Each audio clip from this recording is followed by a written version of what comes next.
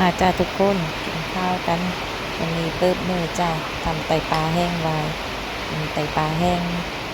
ด้วยผัดแตงกวาผัดไข่แล้วก็ไข่ย่างตูมคนอิ่มนับ